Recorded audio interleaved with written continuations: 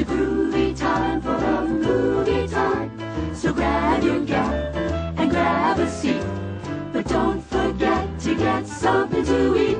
Delicious meat and nutritious meat. You can't beat my meat for a special treat. Sucking on me is really neat. Don't be a jerk and don't be a fool. Be a good neighbor and follow these rules.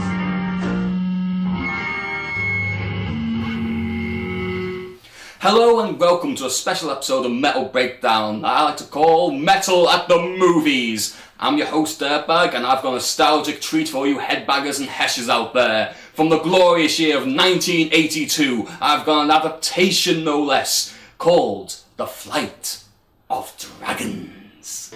Flight of dragons, sail past reality. Ah yes, dragons, the most metal of mythical creatures. Popping up in almost every culture around the world, these overgrown lizards will burn down your crops, steal your gold and eat a princess until the cows come home. And then eat them too, because beef is delicious! But let's not get ahead of ourselves. Like I just said, this is an adaptation of not one but two pieces of literature. The titular Flight of Dragons by Peter Dickinson, no relation, an academic piece about the possibilities of the existence of dragons. Yeah, I'm not even going to touch that. As well as using the story structure from The Dragon and the George by Gordon R. Dickson, a tale about a young man sent to a magical land to save his kidnapped girlfriend. It came out in 1976, way before Mario, but you get the picture. Old story is old, only the names have been changed. This sounds like Adaptception. And it's a movie about dragons. Ooh, I hope I'm not stepping on the movie doctor's toes. Then again, he should have thought about that before not inviting me to his D&D session. Fucker. Right off the bat, we're introduced to Carolinas with the most epic score to a kids movie ever.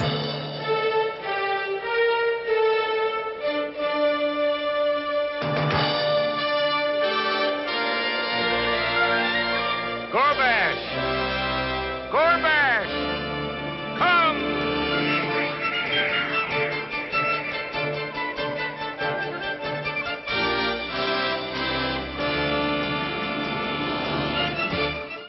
We're also introduced to the overarching theme of the movie, logic and reason versus magic and superstition. Look down there, Gorbash, my friend.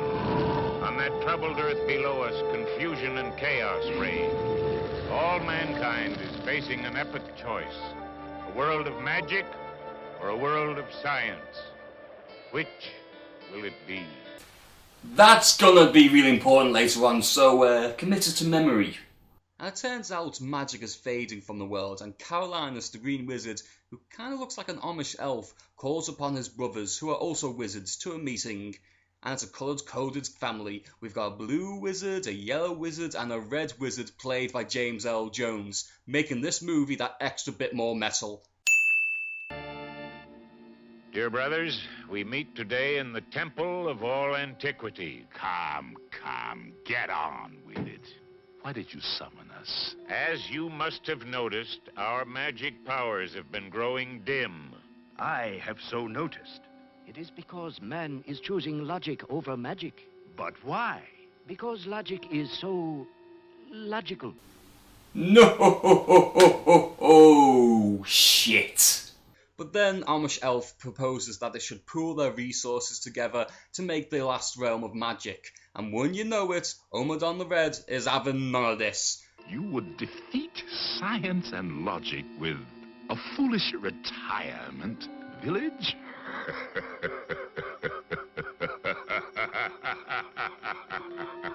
Not defeat, my brother, enhance. The world, though it does not realize it, cannot do without magic. For example, a fairy flies, and furiously jealous man himself defies gravity with machines he will call airplanes. We're then given some cool comparisons between magic and science, told in the way that legends of old influenced man to build and create new technology. But Fulsa Vader over here wants to use his magic to corrupt man with the help of some fugly character designs. While your powers die, mine will flourish. Man will never inherit my domain, for I am making man mine. He will understand and come to desire my magic. It is inevitable. You shall see. This dark determination I swear. By this red crown, source of all my dark power, so be it, now and forever. Farewell! Can you not feel the world turning in my direction already?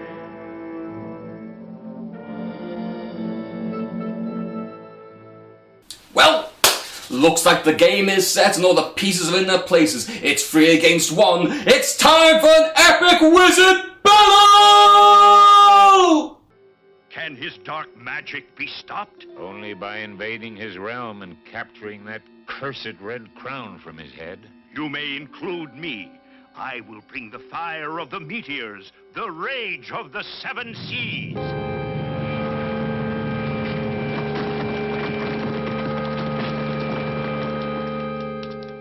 What was that all about? Antiquity will not allow us to become involved.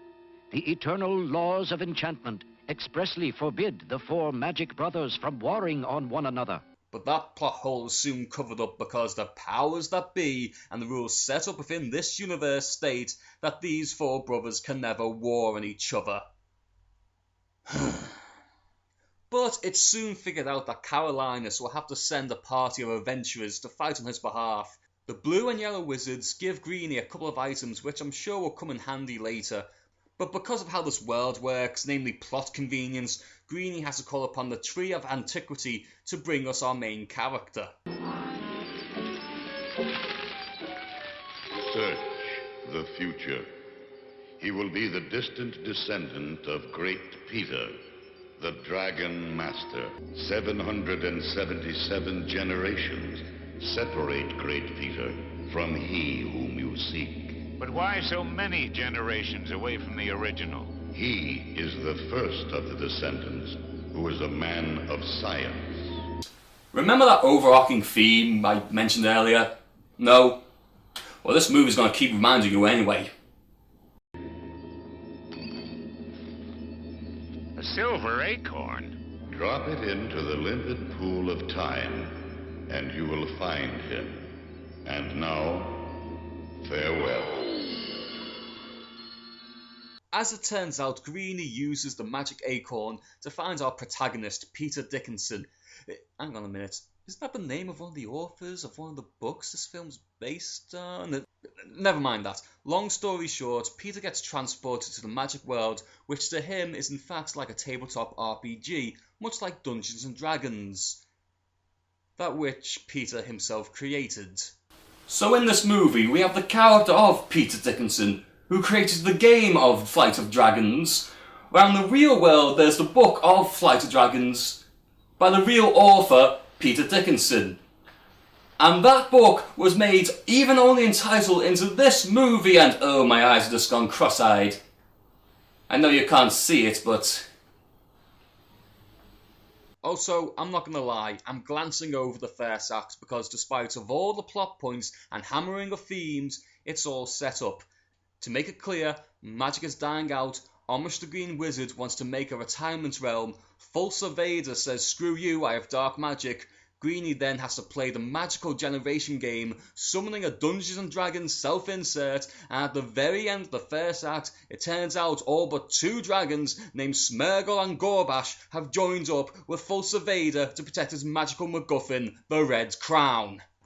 Everybody got that? Also, I apologise for not mentioning one of the few female characters, Millicent. Maybe because she comes off as the sweet, innocent girl you want to introduce your parents to in hopes for approval. It's either that or she's got this weird Star Wars Princess Zelda thing going on. Either way, she's Peter's love interest for the movie. And while Peter begins to familiarise himself with his new surroundings and sharing some of his scientific knowledge, It's at this point the plot needs to move along. So, False Vader sends his homeboy Briarg to capture Peter. We then see Peter and Princess Goldilocks, having some alone time until Peter gets cock-blocked by a dragon. I hate it when that happens. And it's only ever when I'm on acid. I can't explain it. Either way, with all the commotion, Gorbash and Greenie give chase, taking to the skies and preparing the spell. But Briarg drops Peter, causing Gorbash to swoop down and save him, while Greenie's spell hits them both, causing Peter to disappear, and Gorbash, well, gets bashed. Jeez, fantasy movies are convoluted.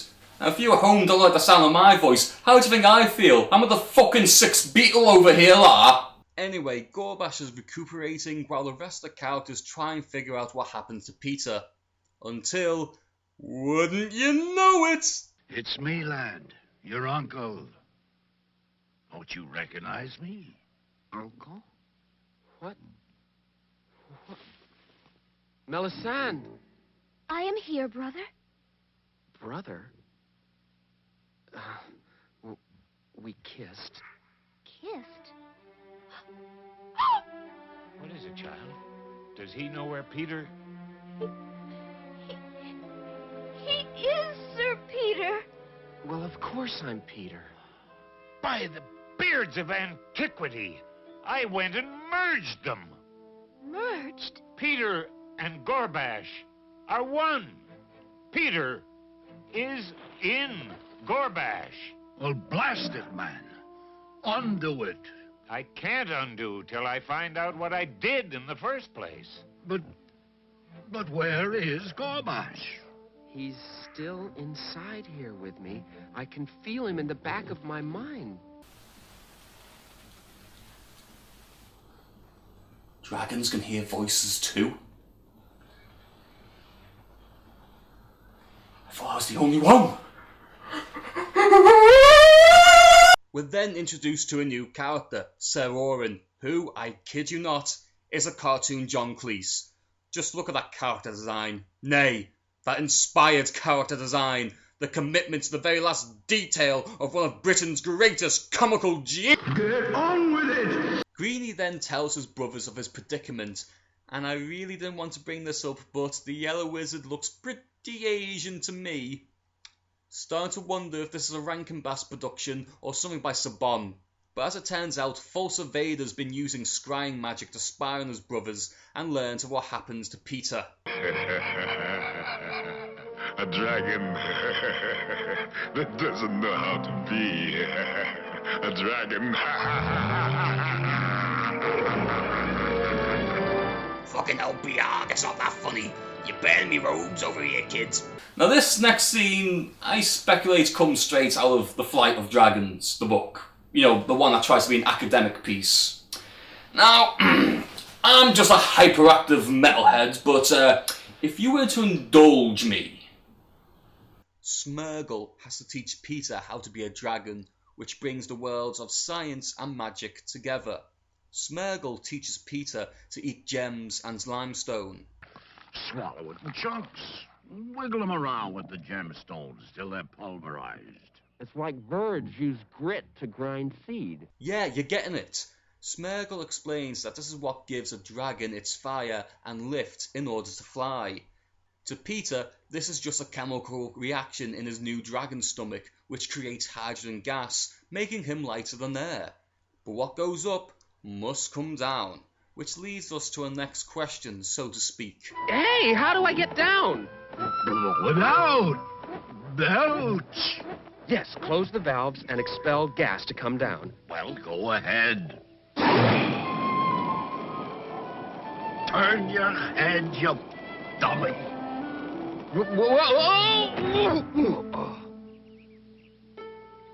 But I wonder why it comes out as fire. Because we're dragons, and dragons breathe fire.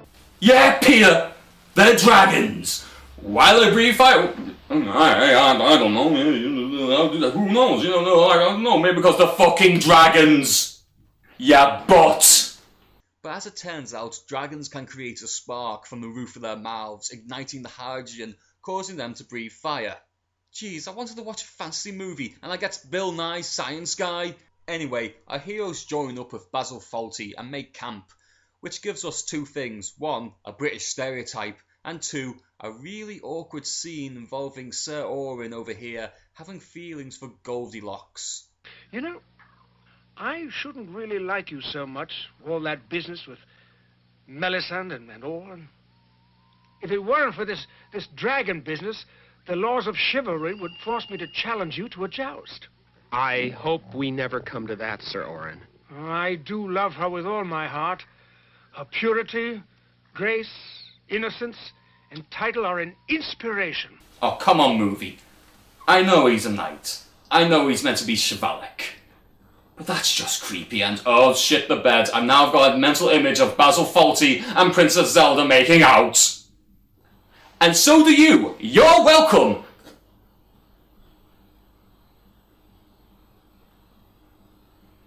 As it turns out, Basil isn't all that fussed about Goldilocks having feelings for Peter.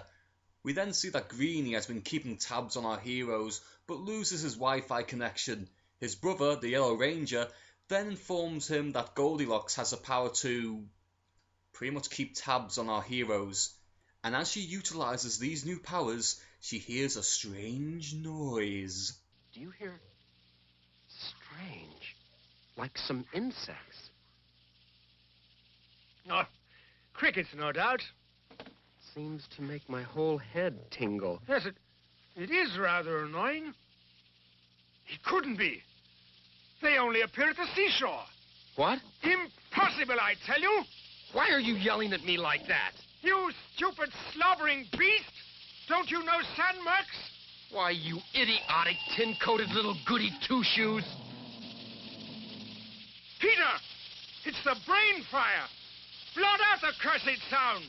Sing, cuckoo! I come from Alabama with a banjo on my Ah! Melisande! The noise! I cannot stand it! Melisande, come to your senses! You killed my mother and father! You blamed the night demons! But you! Melisande! So as our heroes suffer from a terrible infliction with Fulsa Vader overhead, we get a dip to black. And we're back again with, and I kid you not, a wolf killing a fuck-ugly Rankin-Bass monster. We find out the wolf's name's Arag, and we also get a few hunting tips. The whole trick with sandmarks is to get the big one, the queen. What the hell happened there? Did he have a stroke? Uh-oh! My heart just stopped! Ah, there it goes. And as Sir Lancelot says, Sun and must press on. Forward to the realm of the Red Death and the Red Crown of Omadon.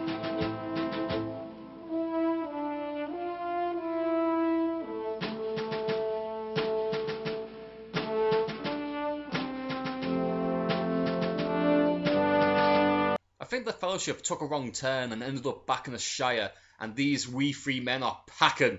Seriously, they take out the dragons very easily, and Arag is crushed under some rocks. But our heroes are saved by arrows accompanied by the epic score.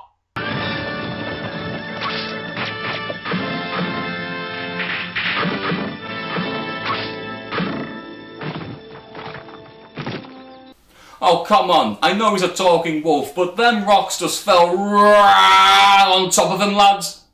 In fact, how did he die the first time around again? Dragged out to sea by a giant squid. Oh. One more for the metal counter. But just who helped our hapless Fellowship? Why, none other than the second woman in this movie, Danielle. And I doff my cap to you, Sir Orin. By all that's holy! I am Danielle of the Woodlands, Sir Orin. You know me? My father sang of your exploits. You have always been a hero of mine. Too good to be true. Hush! You must forgive the Wood Elves.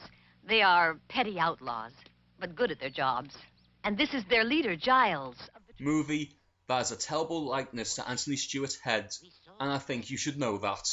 As it turns out, Danielle and Ripper join the party and end up spending the night in an inn just outside Falsa Vader's realm. Time passes and our heroes are at the tipsy stage of drunk and ask the innkeeper about some shifty looking characters in the corner. Seriously, this is how a lot of D&D games start. For you, Who are those four somber spoil sports? merchants from Omadon's realm. You allow Omadon swine? Shh! My inn is between two worlds. I cannot take sides. Gee, I wonder if that'll come back to bite them in the arses. And wouldn't you know it, the inn is attacked during the night. The dragons wake up next morning to find the place in ruins, the innkeeper dead, and Basil and Danielle kidnapped by an ogre.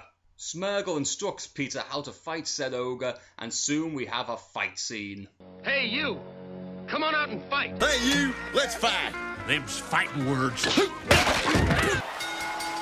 Welcome, folks, to Fantasy Creature Fighting. We've got Tag Team of Dragons fighting an ogre, and as you can see, Peter goes straight in, but the ogre takes a swing for his mace. I'm not too sure if that's legal, but oh, Peter takes a tumble, leaving him wide open for attack. The ogre loses his weapon, and Peter goes straight back in, but it's a right hook. Oh, that had to hurt. Peter's down, but he's not out, and he tries to regain his strength, and as you can see, it looks like he's lining himself up for a charge attack, but the ogre's too solidly built and gives the poor lad a killer bear hug. Peter tries to use his fantastic fire breath, but the ogre's skin just doesn't burn. It's up to Smeargle to intervene. The opponents are sizing each other's up, but Smeargle starts to bob, so he starts to weave, and he uses a rope-a-dope technique. He's dragging the ogre to the edge, but the ogre's just hanging on. Truly a test of strength we are witnessing here, folks. Oh no, the ogre just won't go down. This could be the end. But Smeargle blinds him with his tail and knocks him off the edge. What an upset!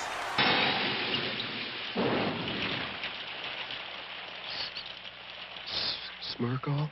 I think something's burst inside me. I think my heart's gone. Bullshit! That ogre hardly touched you. Well, as it turns out, Smeargle's old age got the better of him and sadly dies, leaving the rest of the party to press on, a member down. And as they press on into the red realm of Omadon, they are greeted by a strange slime. Wait. I know that smell. Don't go near it. Danielle, take one of your arrows and shoot it into the stream.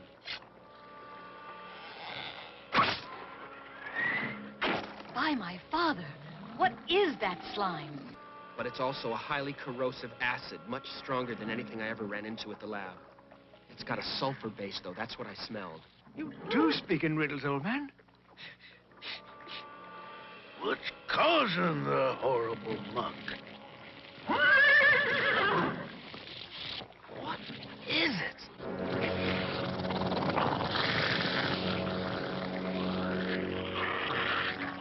A worm of Sligoth?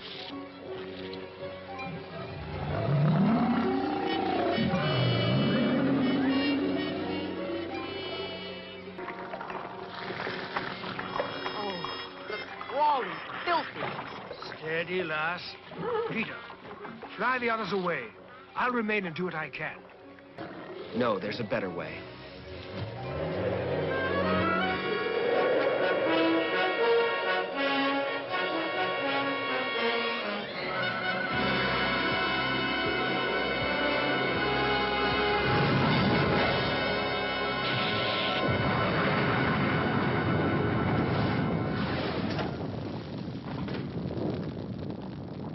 Seriously, this movie's fucking metal. Didn't you see that? A dragon took out a Lovecraftian horror. That's one more metal point. And if you think things couldn't get any more metal, Falsa Vader decides he's gonna give the party the blues with an evil spell. Press on, you say? What's the use? The cause is hopeless. Aye. We've killed a worm. What's that? Wait, what are you talking about? I am just a little man, but my foolishness is great. I belong in the trees, the forest, not here. My arrows. No matter how true, what good are they here? How could this happen to me? I made my mistakes, got nowhere to run. No, no, no, no, no, no, no, no! No! Bad, sir, bad, bad! We're doing it my way! My way!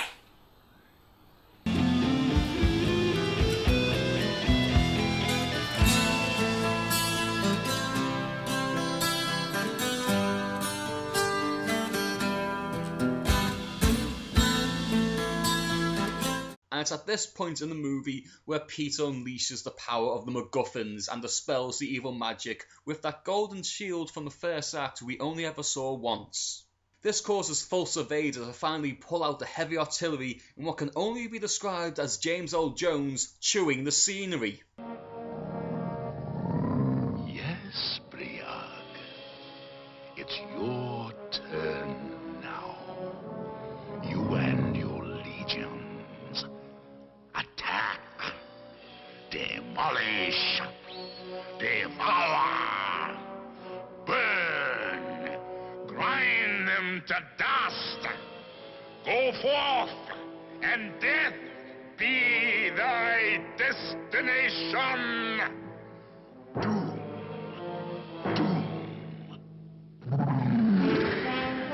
A flight of dragons! I command it!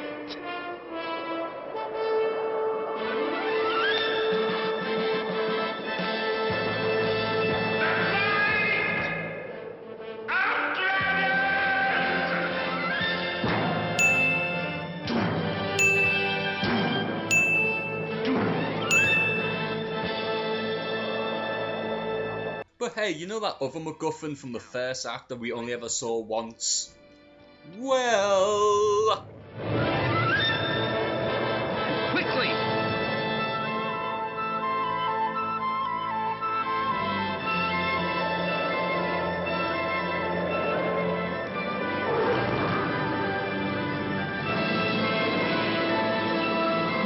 Yeah, that just feels cheap. But our heroes can't celebrate yet, as the flute's power over dragons has caused Peter to have a kip. Awaken, old boy! We've won! I've never seen such a sleep. Puny scum of Carolinas, prepare to die!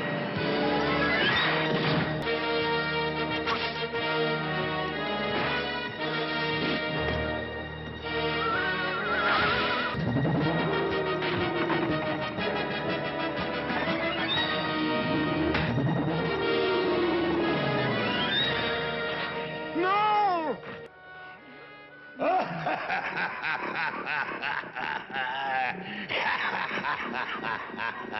I'll crush you both, you filthy crawly.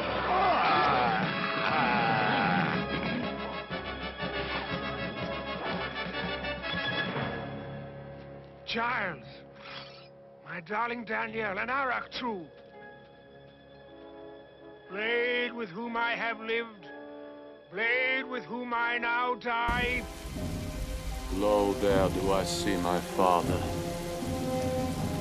Serve right and justice one last time. Lo, there do I see my mother and my sisters and my brothers. Seek one last heart of evil. Lo, there do I see the line of My people, back to the beginning. Still one last life of pain. Cut well, old friend, and farewell. Forever. Now die.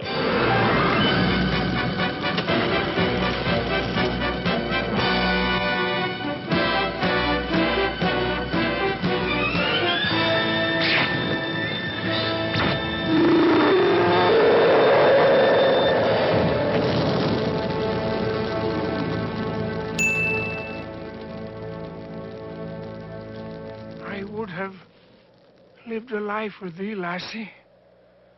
So now I die.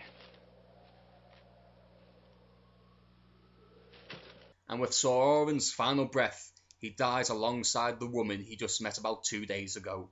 And with that, Omadon appears to claim victory But as it turns out, Peter has regained his human form, and the final showdown between magic and logic begins. But to make a long story short, Peter uses his knowledge of science to defeat Omadon once and for all. In a rather heavy-handed way, of course, but fuck it. It's taken this long, let's wrap it up. Our party's revived, the magical realm is safely hidden away for all eternity, and Peter and Goldilocks live happily ever after. And that was The Flight of Dragons. And despite all the jokes I made, I think it's a pretty solid flick. The animation is good despite the odd character design here and there. The voice acting is also pretty good, considering the biggest names James Earl Jones. The rest of the cast seemed to do well with what they had to work with. But the big elephant in the room for me is pretty much the theme of the movie. Reality versus fantasy, science versus magic. It comes off very heavy-handed. But I guess when I was a little kid, I used to like this movie just for the dragons. But as an adult, I can see things change and I had to grow up, along with the theme as well. Which I guess is something important to teach the kids, but it just keeps reminding us of it. Geez, now I'm starting to sound like a nostalgia critic, harping on what's good for kids. But seriously, the final battle boils down to... I am too smart. I am too smart. I am too smart. I am too smart. That's 3 for 3. I'm Dirtbag, and you've been watching Metal at the Movies. Like, comment, subscribe, and if you think I did a terrible job at reviewing a movie, then by all means tell me about it. And if you think there are other reviewers out there that can do a better job, then promote this movie. It deserves more love. Until then, keep it metal. Flight of dragons soar in the purple light in the sky, or in my mind. Flight of dragons sail past reality. Peanut butter disaster.